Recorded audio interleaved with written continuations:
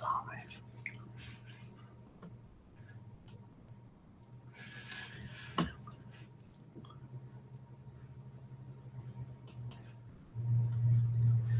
Hello, everyone. Hey, look, Donna, we're live. We are live. Thanks for joining us today for a webinar on growing your business with email and social media. I'm Donna Body of Delos. And I'm Bob Clark, also of Delos. So thanks for joining today. And we make the web work for you. So we're going to talk today a little bit about how to create a strategy for using email and social media to grow your business. Sounds like a great plan.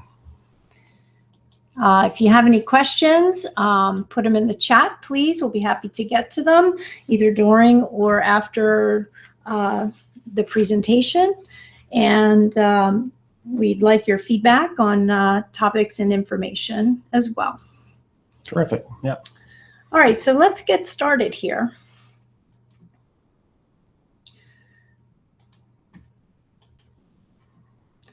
Click around, see where we're going here. Yeah. I know.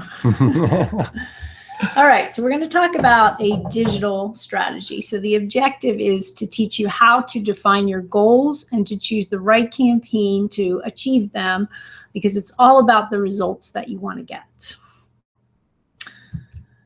At Delos, we make the web work for you. We're based out of Collegeville, Pennsylvania, and what we do is create websites that work everywhere and give you a great foundation for your campaign and growing your business, and digital marketing strategy services, whether that is email, social media, video, whatever it takes to get your goals accomplished.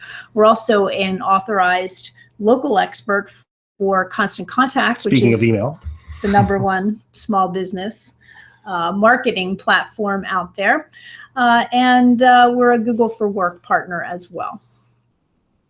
We're going to talk today about small business marketing today. What's the status of things today? How to set your goals, how to choose the right message, picking your platform, how to build relationships through content, how to write a call to action, how to measure success, and then how do you get started doing all this? So the first thing we want to talk about is the state of small business marketing today. It's really different today compared to a few years ago. Like, what do you mean? What do you mean? Well, have you picked up a newspaper lately? How many people still subscribe to newspapers, right? Well, I think we lined the bird cage with a newspaper we got here at the office. That's about it. Yeah. That wasn't even a real newspaper either. So we definitely, whole industries have been disrupted by the way we do business on the web today, and by the way consumers want to do business using their phone for everything from bookstores and newspapers, music, Uber for cars, real estate, where we can go on and find out everything. So there's a lot of change that's happening. My guess is a lot of people out there have used their phones today instead of a computer. I'm sure they're on a desktop now, but you could watch this webinar on your smartphone. Right, and technology has changed the traditional sales process. You might recognize this graphic, which is the sales funnel. You start out trying to reach the most people possible, and you whittle down, and finally you're going to have a certain number of them that are going to convert into your business. This is the traditional sales funnel that's out there. Definitely looks like a funnel. Yeah. So I'm getting some people who are having trouble getting visuals and audio on the webinar. All right. Can people let me know if they are seeing it, or is this something that no one is being able to see the issue? Use those keyboards. Let's see. All right, so some people Rachel are says seeing yes. it. Mm-hmm. So let me know. We'll try to get someone to help you if you're not having. If you are still having an issue, we'll try and get you going on that. So what we're saying today is a little bit different than this traditional marketing funnel. Some of the change is obvious with the technology, but the main thing that you want to see is that the funnel today is completely flipped.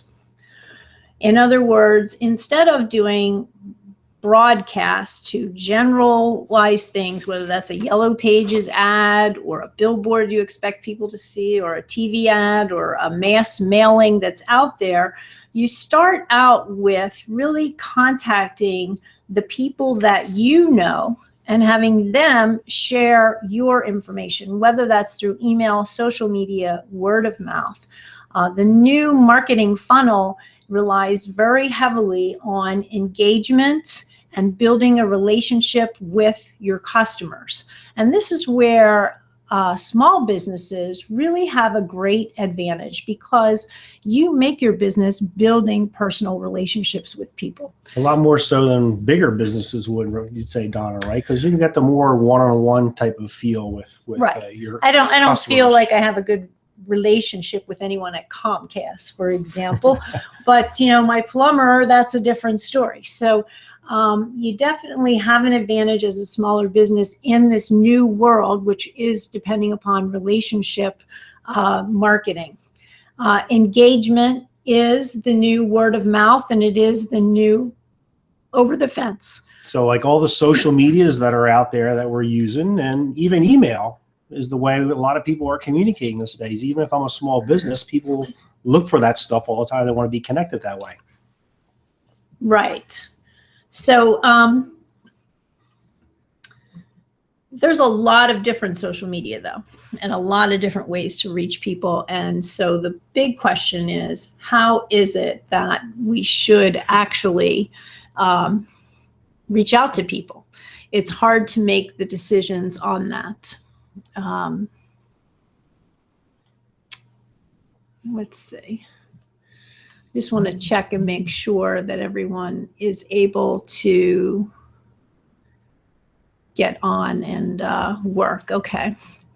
So there's a lot of options that are out there today.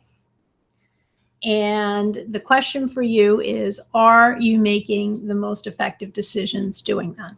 So one thing, people sometimes say to me is, well, we'll just hire an intern to do social media. Those young people, they know all about it. And the question is that the right strategy? Do you have a strategy? Like, you need to make sure that the time you are spending is to a particular purpose. You don't want to be on social media just for the sake of being on social media, and you don't want to spend a marketing budget just saying, okay, I'm spending, $500 a month on Facebook advertising and posting, so I'm covered. Well, what are you trying to accomplish, and what are you getting for that? So are you on the right platforms, and are you making the decision about where to be and what to do on those platforms in the right way? You can't be on every single one of them. It'd be impossible, right? No, it's true. So if you look at like what the #1 cell phone app is it today, Pokemon Go?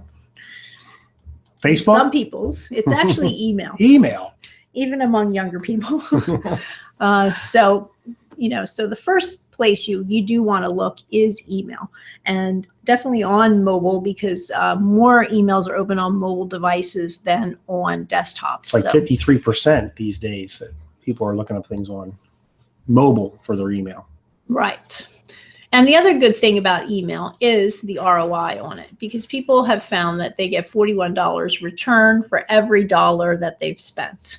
One of the reasons that I like email is that, it is a good way to reach your customers and prospective customers who have asked to be contacted by you. And I think surveys have showed that more than 70% of people, when asked, how would you like businesses to communicate with you? Is it text? Is it email? Is it social media? Is it traditional print through the mail? They basically are saying, 70% of them, I would like businesses to email me. So look at where your customers are. Right. Plus, they'll always remember you. An email sits in the inbox until I decide to do something with it. If I decide to use you, maybe I'll open your email that time. At least I remember your name and your company. Right. So times have changed. We also trust strangers. Has anyone actually bought something or before they decided to purchase something, gone out and looked for a review? And, 46% of shoppers say that they rely on social media when making a purchase, whether that's asking a friend on Facebook, whether that is searching the different review sites to see what's going to happen. So it's very important that as a small business that you are getting those recommendations there as well. 88% of people find online reviews as trustworthy as personal recommendations. This is true. I don't buy anything on Amazon unless I read the reviews. How about you? Well, sometimes even if I'm going to buy something locally, I'll look at the Amazon reviews for a product, or Right. certainly it is something when you don't have a word of mouth recommendation for someone that you're going to do it. It's also important too, even if I get a personal referral from sometimes, the first thing I usually do is Google someone and take a look. What kind of presence do they have on the web and on social media, and what are other people also saying about them? This is true. So social media is important. And if you're a small business, you have to actually look at both email and social media in the new marketing world to work hand in hand and based on it. So we're going to take a look at an example of the Half Moon Yoga Studio and try to show you how they might go about doing some of their marketing. The very first thing that's really important in these goals is setting goals. What is it that you're looking to achieve? You have endless options about how you are going to try to market your business. So what is it that you're looking for at the end? I want to increase sales. That's what I want to do. There you go. So increasing sales is one thing that you can do. Maybe you want to drive referrals or repeat business. Very important. Maybe you want to engage your volunteers, your members, your advocates to try to get them to give the word of mouth out to you. You might want to extend your reach. I want to get new customers, new donors. And you can also say that my goals with my marketing are to nurture the leads and relationships that I already have to bring them along. It's like that know, like, trust kind of thing you have to get with people before you proceed. Right. So how many people think they want to do all of these things? Increase business, drive. I mean, does anybody want to say no to any of these things? I doubt it. That's what they're all, they're in business for. Or Right. So, but you want to think about it. Different times during the year or different life cycles of your business, your goals may change. So you want to be careful about spreading yourself too thin and to try to focus on one of them at a time. Getting towards those goals. So if you had to prioritize, try to rank where you think things are and start with the most important and add the other ones as appropriate as your needs change or you have more resources and get more success under your belt to do that. Always good to build this marketing plan as you go. You can't do everything all at once. No, prioritizing is important.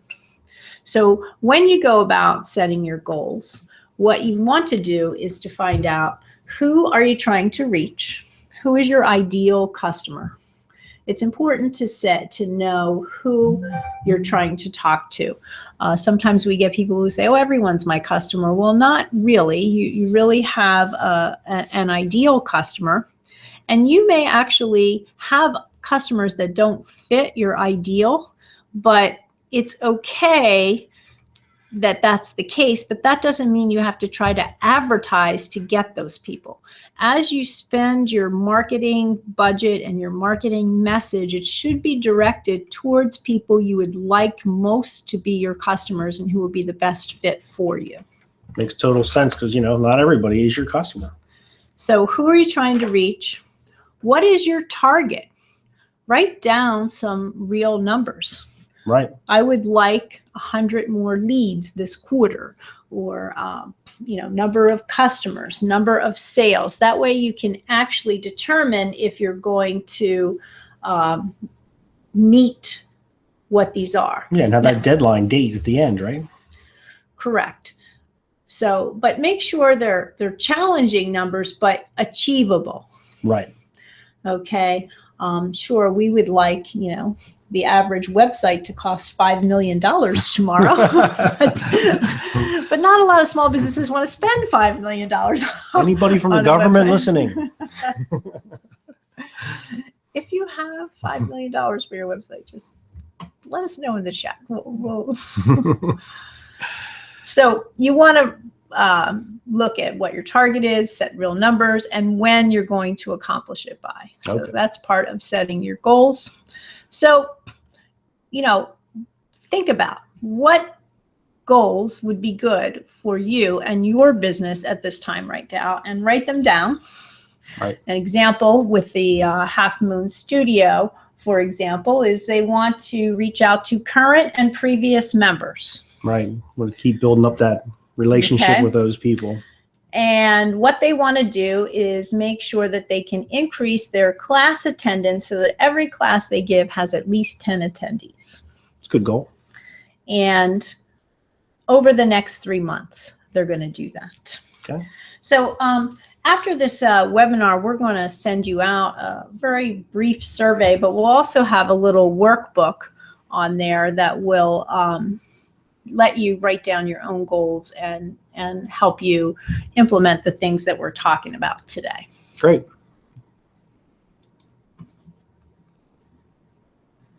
So once you have your goals and you know what it is you're going to do, you want to choose the right message. And the first part of choosing the right message is picking what platform or platforms that you should be on in order to do this. You want to figure out where your audience is. If you know who your audience is, where are they located? Well, you know what? If I'm already building relationships with them, I at least probably should have their email address. I think that'd be a great place to start. Social medias are good and all that too, but. Right. So, we talked about what do you want to do? Do you want to do online, through email? Do you want to do it through Facebook? Which ones are you supposed to do? And you have to look at different factors. One surprising thing is that when you use an email service, 90% of the email gets delivered to the inbox. But what do you think the percentage of people that see your Facebook posts are? It's got to be what, 75, 100? No. No. 8? So many people don't realize in the small business area that it's actually 2% today. Facebook does not show everything that you post to all of your fans. So even as a Facebook user, you may notice that you might see different posts than someone in your family when many of your friends are the same. And it's because Facebook uses an algorithm called EdgeRank to try to determine what it thinks you'll like, and it shows you that. Is that why I don't see everybody's posts? You don't see everyone's posts from your friends, but especially you don't see posts from your business, because Facebook has decided that people don't really want to see a lot of business stuff. It is called social, after all. However, Facebook will conveniently, and some of you who have Facebook pages may notice that, offer to boost your post with paid advertising every time you go to post. So it can be a very effective strategy to do that, but a lot of small businesses don't realize anymore that if you don't boost, all of your fans are not going to see it. So you definitely want to do email because it gets delivered. I also like email because I say it's sticky. It's going to sit in someone's inbox until they do something with it. I might not see your promotion the minute you send it, but I may go back through my promotions tab on the weekend when I'm looking for something to do, and I'm going to read your post or your email then. On Facebook, if I haven't logged in 3 days, I'm not going to see what was there from you before. This is but true. You really need both of them because you should still also be doing the same message across those. Some interesting statistics that businesses that use email plus social media together are the ones that are reporting 73% more customer engagement, 57 more new customers, and 39% more business referrals than people who are using just one or the other of the strategies or no strategy at all. Makes sense. And then with the email and the social media, it's we always tell customers, you can put the same thing on social media that you're pushing in your email. Exactly. It's actually better to have a coordinated message. You don't want to think of them as silos. What am I going to put on this social media site? What am I going to put on that social media site? What am I going to put, in my email? What am I going to put on my website? Coordinate your message around a common theme, and don't be afraid that someone, if they see it on your Twitter account and they've also seen it on your email, that they're going to be offended by it. If you've ever placed radio ads or television ads or even newspaper ads back in the day, they would always tell you that it's the repetition, and you would never just place one radio spot. You would have to have it repeated a few times in order to get that happening. That makes perfect sense, Donna. So you want to be on email. Which social media sites do you want to be on? You want to be where your customers are. So you're going to want to take a look at the different demographics for those. And I'm going to put a little plug in. We have in a couple weeks some workshops coming up on Social Media 101, which talks about the various channels and what the demographics are and who are on there. So for example, Facebook's fastest growing demographic is senior citizens. They're also one of the largest sites. So if you need the broadest reach, it's the best place to be. Instagram, if your material lends itself to visuals, is used just about every day by more than half of 18 to 34-year-olds. So there's different sites which have different things. If you're a B2B, LinkedIn may be the best alternative for you, but be where your customers are. They're definitely in their email, but find out which social media they're on and concentrate your message there. You can find out from analytics, for example, where referrals to your websites are coming from, which social platforms. If you add social media in your email, you'll also see that as well. So one of the things that we get is how often do you contact people? So, what time of day, what time of week, when should you do it? So when you post and send, so for social media, for example, it kind of depends on the platform that you're on. But so let's say Facebook, for example, 3 to 5 times a week is plenty. If you're doing Twitter, it's probably 3 to 5 times a day. Right. LinkedIn might be once or twice a week. You can put some more long form and publish there. But consistency of sending getting your message out there is super important. Because use a tool, right? Exactly. We recommend you use like an automated tool like Buffer, which will let you schedule posts out on a consistent basis. So you could sit down at the beginning of the month or the beginning of the week and say, all right, here's the things that we're going to promote. Let's get them all scheduled in at one time. And then you don't have to be on social media every day and time. You'll want to respond to people, but that's really where you need to be.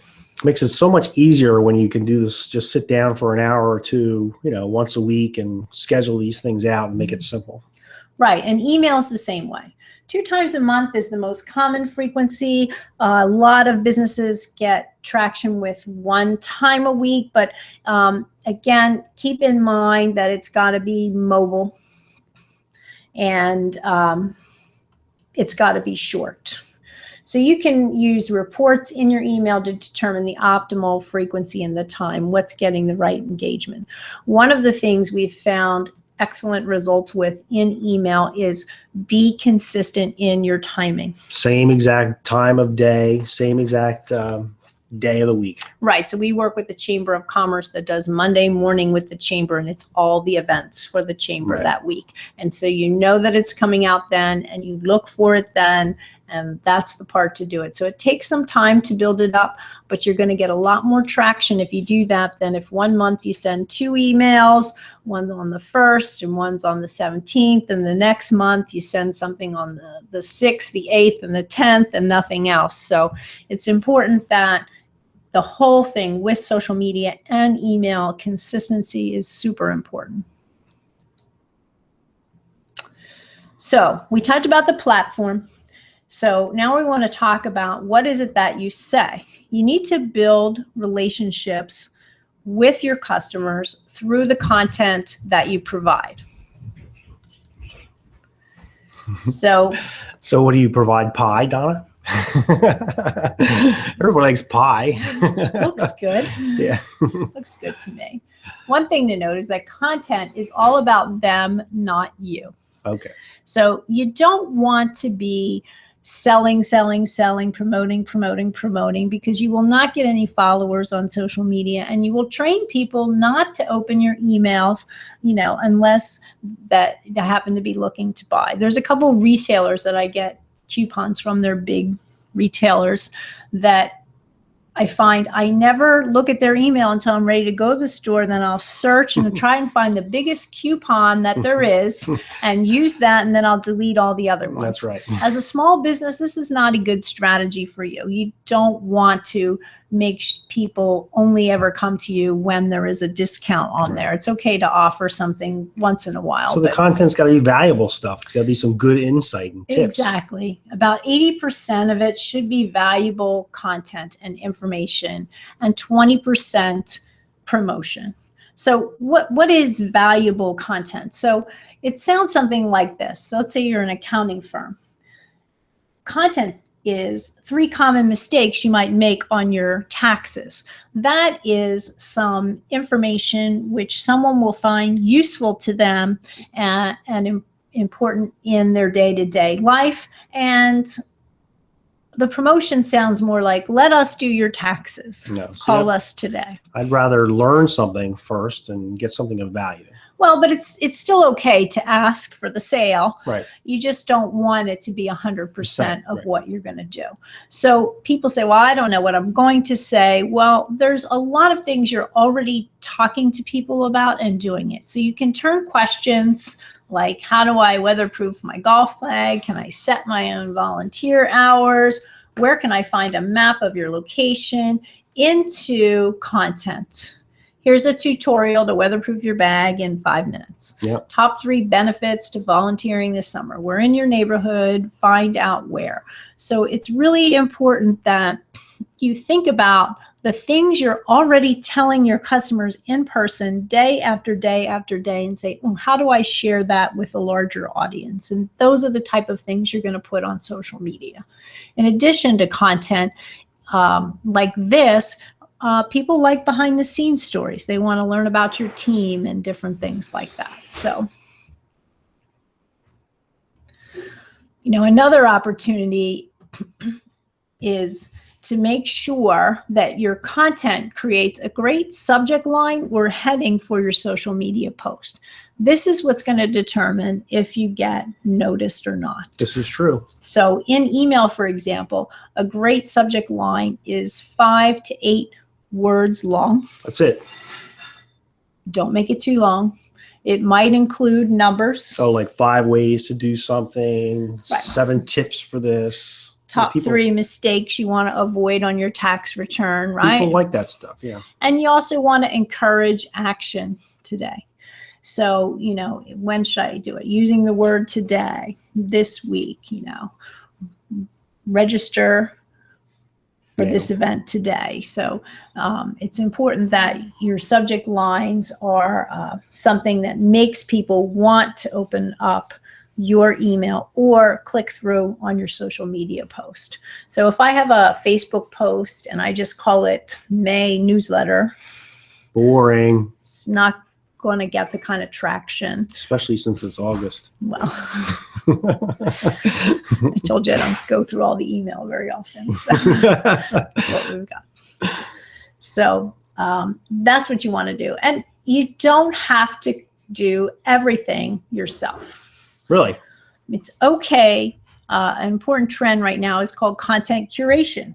In your industry, what is happening? Is there some regulation out there that affects your customers that you can share and give your insight on?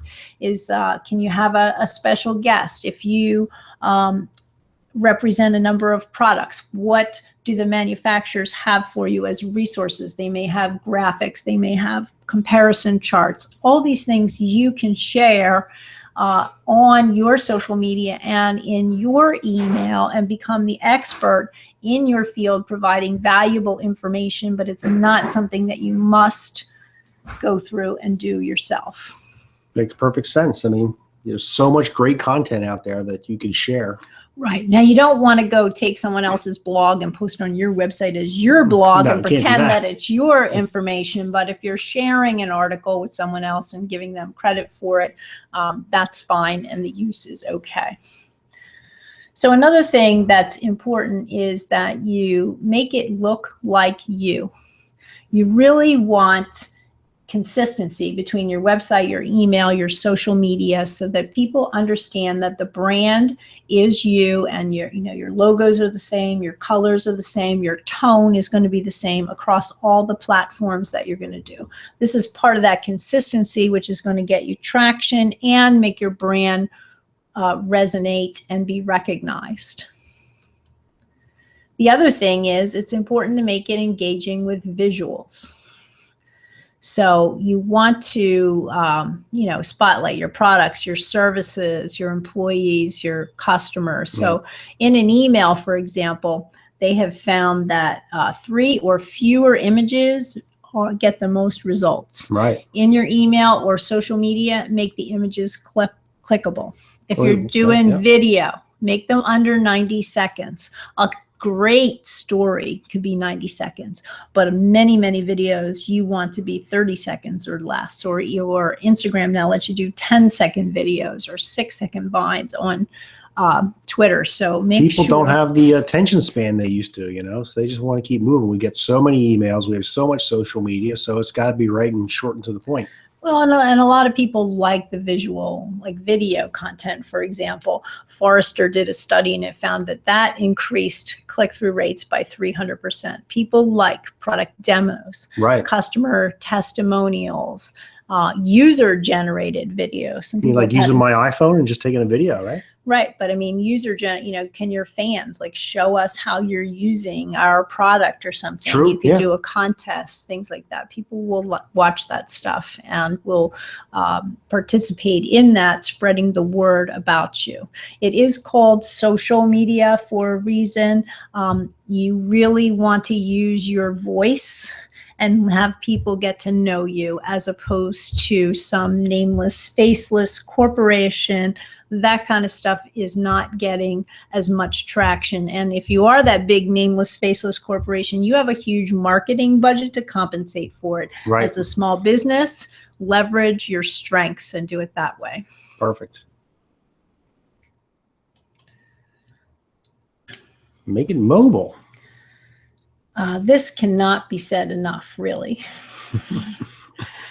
With everybody's supercomputers in their pocket, I use mine all the time. I hate pinching and zooming on, emails and websites and things. And social. Make sure when you post something that looks really cool on Facebook on your desktop, that actually works on the mobile device as well. In general, you're going to want to avoid multiple columns.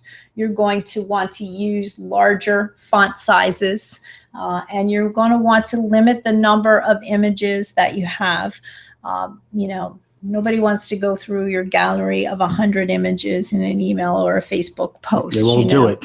Unless it's your mom and it's your wedding, right. It's okay. But generally speaking, you want to limit it and keep the interaction short. Question came up here, Donna. What's the best font size for my text on email?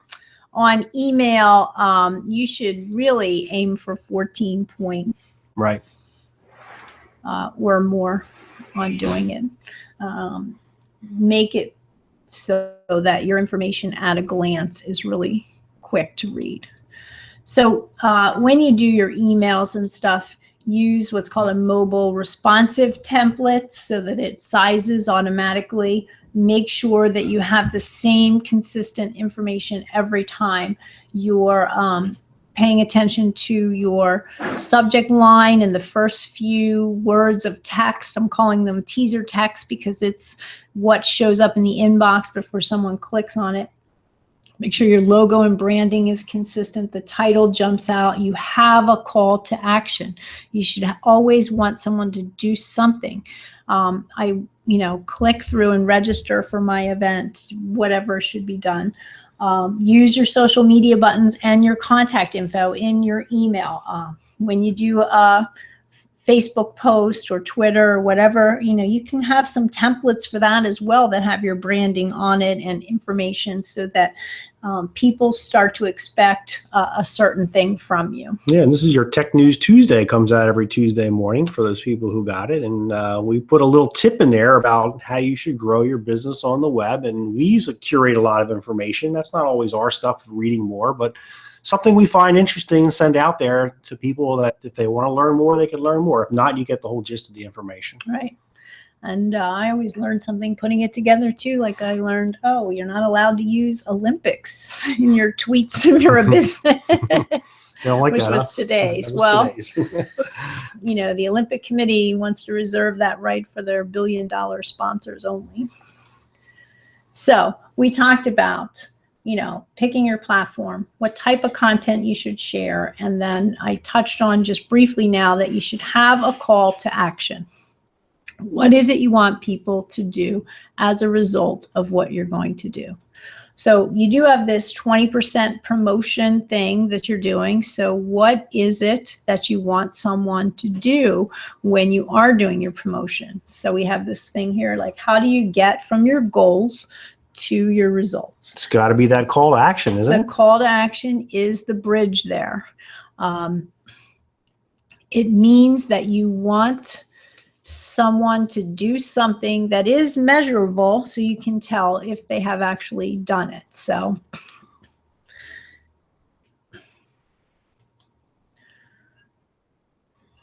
they're, use our click button or read more, right. And they create a nice boost.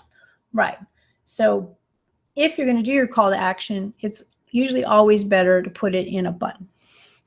So what they found was that buttons versus a standard link. So you could see, for example, here down at the bottom, call us for a consultation versus this button. Ask us how. Ask us how. The Ask Us How got a lot better results. Set up for my phone. It's so easy for me to just push that Ask Us How. It just makes it so much easier. So mobile friendly. So you want to design an awesome call to action. And one of the ways you want to do that is you want to only have one per message. So there's your social media post and even your emails. So in the emails, if some people put out a newsletter with everything that's happened and it has 10 links and 10 things they want them to do, Constant Contact looked at like billions of emails that were sent and determined that 1 to 3 links within an email got the most engagement. If you happen to have more than 3 links in there, it really dropped off. People weren't clicking on any of them because I think it's that information overload. There's too much to click on. They do nothing then. I'm not going to click on anything. Correct. So you also want to use actionable language. Okay. Read more.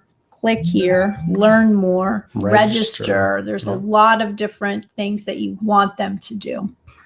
And you want to try to stay above the scroll. When you're doing this in an email, think about the phone, right? You want to have it not buried at the bottom, but close to the top when people open up what you're going to do. Same thing with a social media post. Pinterest, for example, is one of those that lets you do a lot of long, narrow posts. You don't want to bury your call to action at the bottom.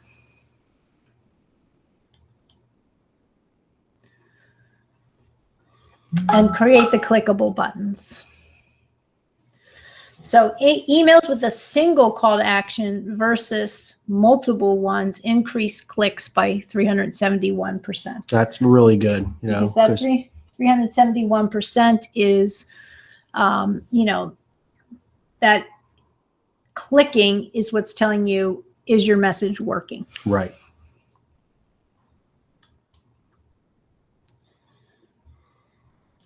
All right. I've already run through that and they have clicks on it. So if we recall, the Half Moon Yoga goal, which was to engage current and previous members to increase class and attendance to an average of 10 attendees per class over the next 3 months. They had needed a good call to action. What was it? So their call to action is View the schedule. View the schedule. Again, got to be able to get the class. If you wanted to highlight a particular one class, you could have a register button and go immediately to sign up for that, which is the next thing that we want to look at. Where does your call to action go? Right. Your call to action should never just go to the homepage of your website. Bad move. Because then people don't know what to do once you get there. So where does your call to action go? So, for example, here was one that had a volunteer button. Yep. The animal rescue takes you right to the form where you can fill out the volunteer information. So easy. Reserve a table. It's an event I want you to buy tickets for. Yeah. Go right to the page where you can buy the tickets. Simple. Okay. If it's a matter of get your coupon now, take it to a link where someone has the coupon exactly where they can just bring it on their phone or print it out and the information is right there. I don't know if anybody else did this. It's so awesome to go to a store or one of those things and just pull out your phone and say, here's my coupon. And they scan it right there. So easy. It is nice, saving some trees and we don't have to print everything out, Right. But if you go to the homepage of your website and you make people do 3 more clicks to find the product you just advertised, they may not do it then. Exactly. Every extra click you make people do, you're going to lose people along the way. So how do you then measure success? So at this point, you've got your message. With your dog, you measure your success, obviously. So there is this axiom, if you're not measuring, you're not marketing. So reports are going to help you determine if you met your goal that you've talked about. You want to say, all right, can I try a different way? We often do what we call A/B testing. Okay. Let's try 2 different calls to action and let's see which one converts better. How many people are clicking on one versus another? So that's something that you want to think about and you want to use. You've got great analytics on your website, on Buffer, on your social media, on your email and constant contact. So you need to look at them and figure out what is actually working. You can look at open rates. You can look at clicks. You can look at event registrants, completed forms, coupons. So if you're going to measure your goal, like I know 11 new volunteers signed up through this form. Perfect. Yep. 500 attendees came in through the event registration. 53 people claimed coupons, right? So you can look at on your reports, like what was the open rate? You want to find out based on your goal, like what are the best practices? What should you be doing? Could I change the subject line and get a better open rate? These are some best practices, for example, in email and how to get you to people to open more. Yeah, people ask me all the time about, I look on my constant contact, I only see 10% open or something like that. But the industry average is, between 8 and 28% on those opens. It depends on what you're doing. And open rates are a little bit tricky too, because many people on phones don't have images enabled by default. So if you don't have an image enabled by default, you're not going to trigger an open rate. So I could have actually seen your email, clicked on something and it will still register as not opened because the way opens are measured. Right. That's across the board. People use a hidden pixel graphic to determine if you got that graphic, that meant you opened it. And if you have graphics turned off, you're not going to do that. So open rates are important, but those click-throughs are much more valuable in terms of determining your conversion ratio. And so in a click-through rate, to increase that, you want to simplify your calls to action. You want to format links to stand out, make them look like buttons, make them look like something they can click on. And you want to send targeted content too. If you can target the right group of people, either through Facebook advertising, a segmented email list, then you're going to get better conversion rates than if you're just, sending a general thing out. So how do you get started? How, Donna? How do we get started? Well, basically, you just have to start. Right. People always say, well, I don't, I have to get everything together. And it's like, no, start somewhere, do more of what's working, do less of what's not working. You do need to give it time. But, you have 3 simple steps to do this. You're going to refine it over time. You're going to write down your goal. You're going to design a call to action for that goal, and you're going to measure the results of that goal. So you're going to create content in support of that goal and that call to action. So we emphasize a lot doing a editorial calendar with themes and information that relates to what is happening in your business every day. So it's a great way to get going. Start with one platform. Start with email. One of the things that we talk about is the types of traffic that you can get. So you can get paid traffic when you buy ads. Those people will come to your website or wherever you're driving them to. You can get earned traffic, which is when people are sharing your social media posts and spreading the word. And those things are great, but your email list is owned traffic. Those are people you can contact directly because they have given you the email address. So you want to really start with your email and make sure that you have a consistent email message going out so that when you convert more people through social media and through visits to your website, that you're continuing that relationship with them through the email and also through social media. So we had talked a little bit about constant contact. Initially, I like constant contact for 2 reasons. It can grow with your business because it has all the tools that you need together in one place. You can do event registration, you can do coupons, you can do surveys, you can do donation campaigns. So there's a lot to it. It can grow with you. And I really like the fact that they have great support. When you work with Constant Contact, they have coaches who will go into your accounts and help you get the results that you want. There are some free platforms out there, but it's not free if it takes you 6 hours to send out an email because you couldn't figure out how to do something. So if you wanted to try that out, we have a free 60-day trial for Constant Contact. You have no contract or no credit card. You can text Delos to 99000 and set up your account. Or click the link up there too. Some of you folks out there who said you wanted a free Constant Contact account, I will be in touch with you because I do need a physical address from you in order to set up a free practice account. Or you can click on the link there and just fill that in for me that way as well. And I will get that set up for you and be in touch with you. So the people sometimes say, what do you need my address for? Yeah, why? Well, that is really for what's called the CAN-SPAM Act. So it's to prove that you are not just some email spammer. So that address kind of shows in the very footer of where it's coming from. So fine print. When you want to use an email service, you want to do permission-based marketing, which means that you are going to send to people who know that you're going to send it to them.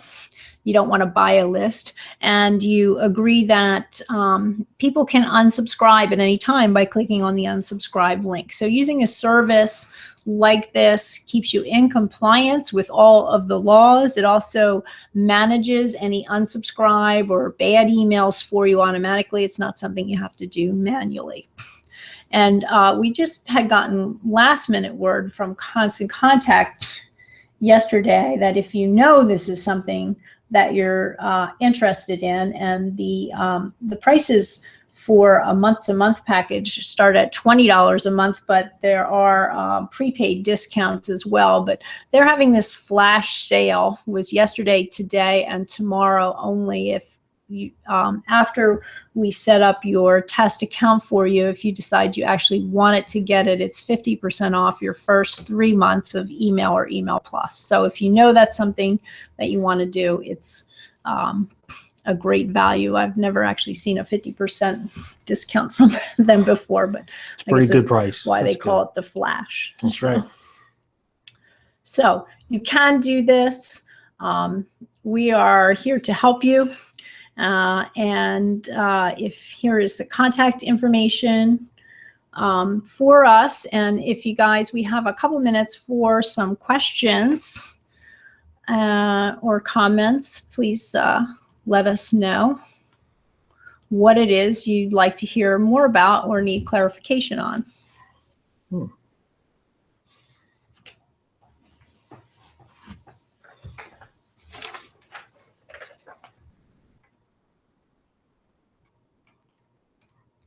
Someone writes in and says, there's so many social medias. Do you recommend one over the other to start off with if I'm not using any? Again, where are your customers? What are you most comfortable with? So for example, if you're an insurance company, you don't have a lot of really visual material, you're probably not going to want to be on Pinterest. It's really hard to maintain a consistent platform across everything when you're starting out. So, you know, pick one, get comfortable with it, get your message out. When you sign up for social media, do some listening there. Trying to do that. There's, you know, also a good way to get your content consistently out there is to reshare other people's stuff. So if you're retweeting or sharing, and I often encourage local businesses, support your community, promote the stuff that's going on in the community, promote your fellow businesses so that they do them. You want to start getting some buzz and information that way as well. Someone asked Donna if you can go back to the screen that shows the where they can register for that Constant Contact free trial. Yes, I can do that. There it is. Yeah, and we'll send out the link to you as well as the code on there as well. Other questions? Let's see.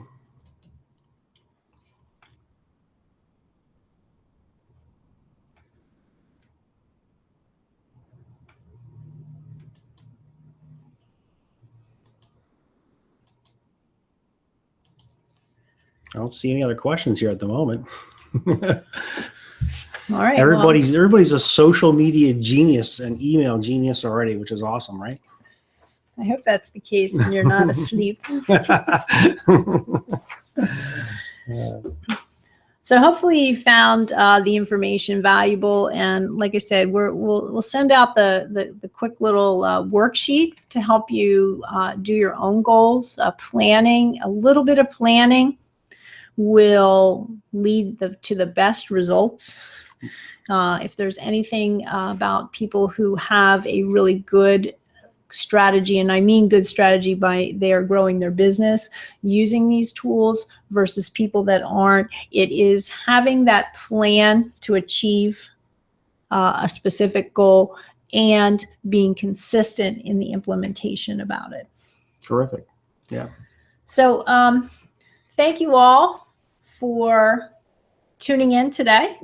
And if we can answer any questions, you had our contact information, please feel free to do it. And we're going to sign off now. Thanks a lot. Bye-bye.